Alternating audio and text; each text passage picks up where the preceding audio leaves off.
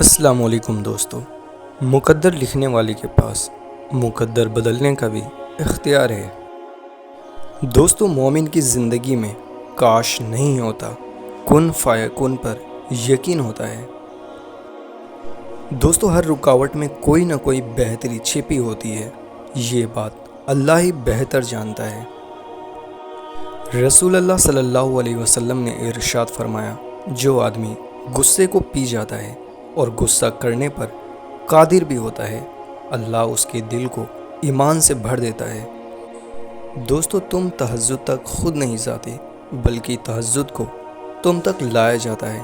تم سجدوں کو نہیں چنتے، بلکہ تمہیں سجدوں کے لیے چنا جاتا ہے۔ دوستو، حضرت علی نے ارشاد فرمایا، تکلیف میں ہمیشہ صبر سے کام لیا کرو، کیونکہ سونے کو آگ سے آزمایا جاتا ہے اور مومن کو تکلیف سے۔ مایوس وہ ہوتا ہے جو اللہ پر یقین نہیں رکھتا، اور محروم وہ ہوتا ہے جو اللہ کی نعمتوں کا شکر ادا نہیں کرتا۔ دوستو، اپنے خلاف باتیں سن کر حوصلہ نہ ہارو، شور کھلاڑی نہیں تماشا ہی کیا کرتے ہیں۔ کبھی کبھی کامل شخص کی تلاش میں ہم سچے انسان کو کھو رہے ہوتے ہیں، کیونکہ کامل ہونا ایک تصور ہے اور سچا ہونا ایک حقیقت ہے۔ مٹی سے مٹی کے سفر کے درمیان جو وقت ہے وہ مہلت ہے، اور وہی مہلت زندگی ہے۔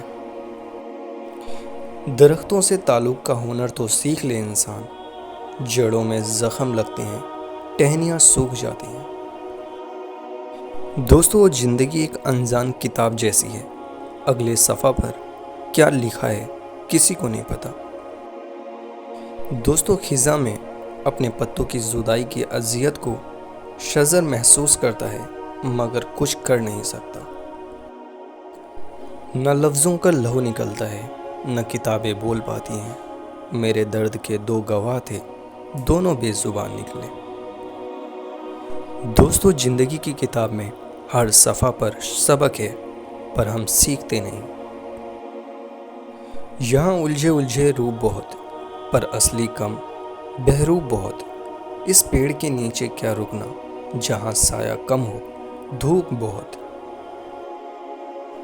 سفر زندگی کا ہو یا بندگی کا، ارادے کی مضبوطی شرط ہے۔